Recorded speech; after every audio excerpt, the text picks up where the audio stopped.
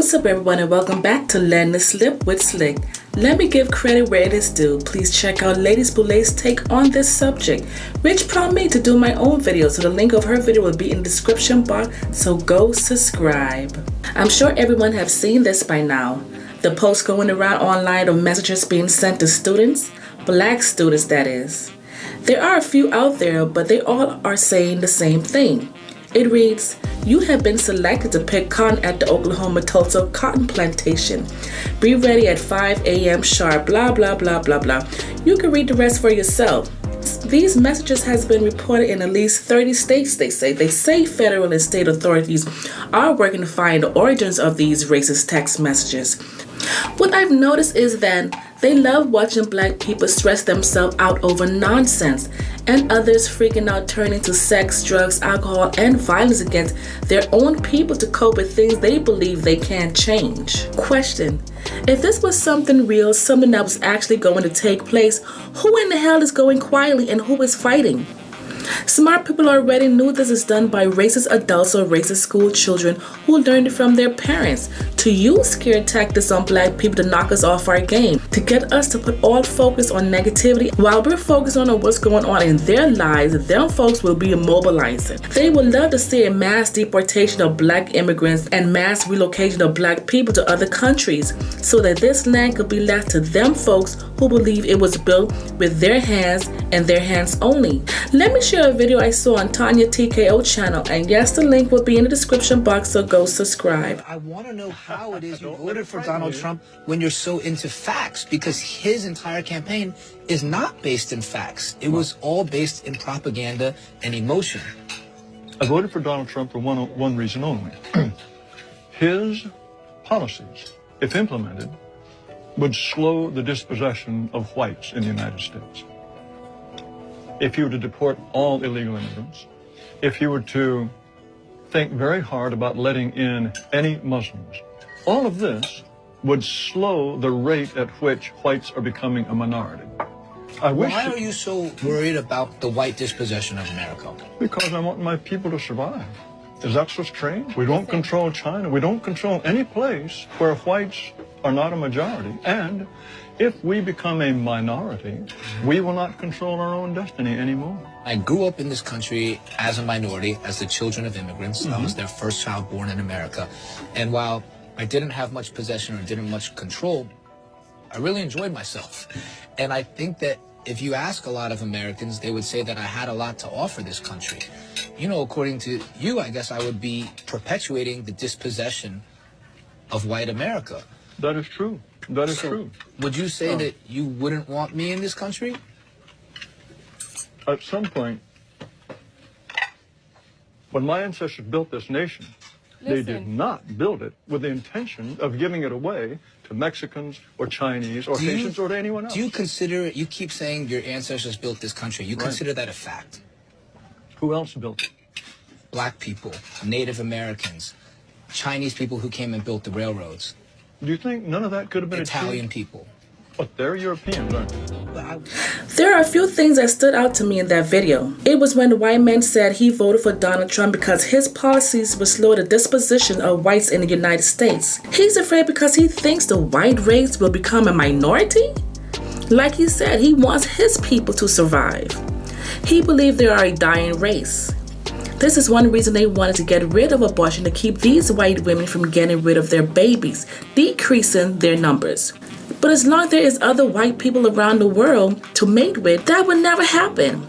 I guess they forgot who their ancestors are. Do they know where they came from? He said we don't control any place where whites are not the majority, and if they become the minority, they will not control their own destiny. Who will control it, sir?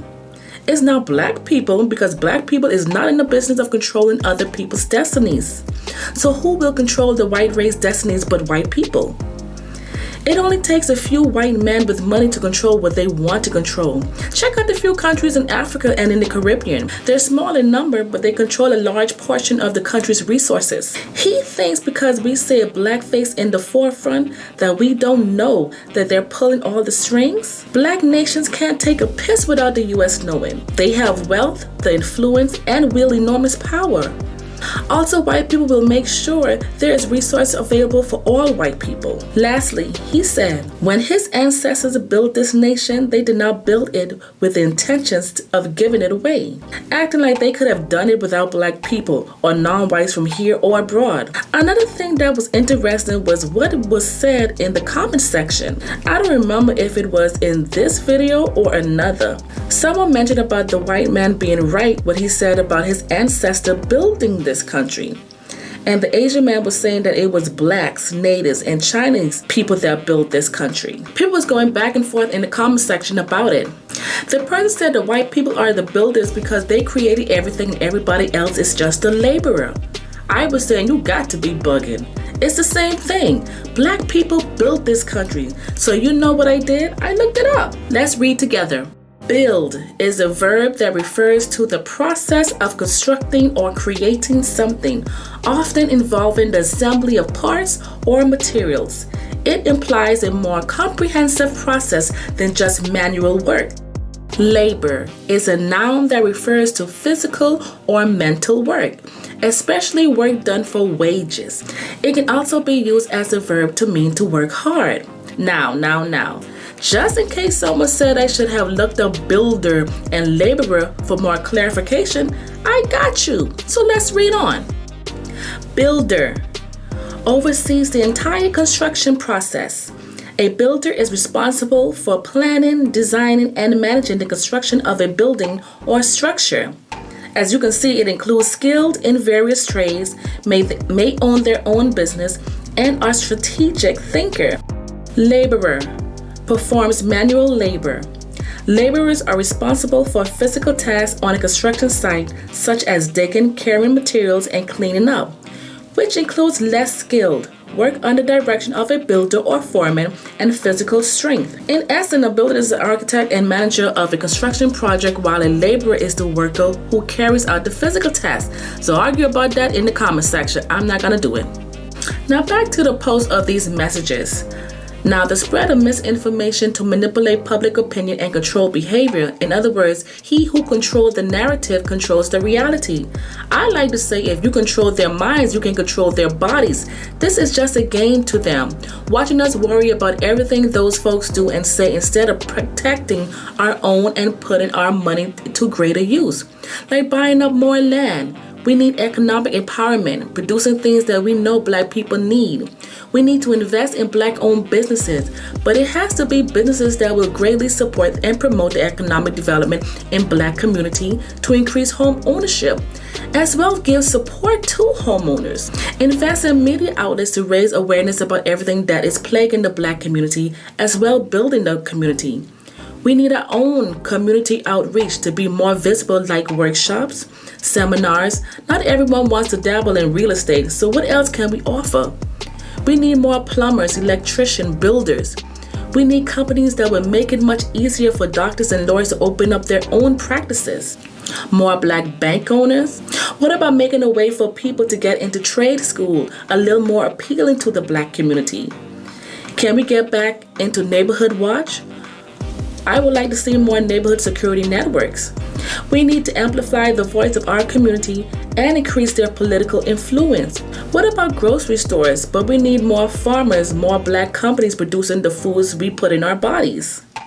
Let's continue to teach our kids things like life lessons, that you don't have to work to the bone to acquire material things that don't bring value to your life, or because you see other people having it. Don't let other people, especially other races, dictate how your life should be or what they consider what success looks like. Learn and teach financial literacy, including savings, investment, and entrepreneurship. Share resources and strategies that help others build generational wealth and how to maneuver in the real world. Lessons they cannot learn in school. I know these things are implemented in the community already, but we need more of it. We are greater together. If you have to pull your money together with your family to buy land, then do that. Find like-minded people you can work along with.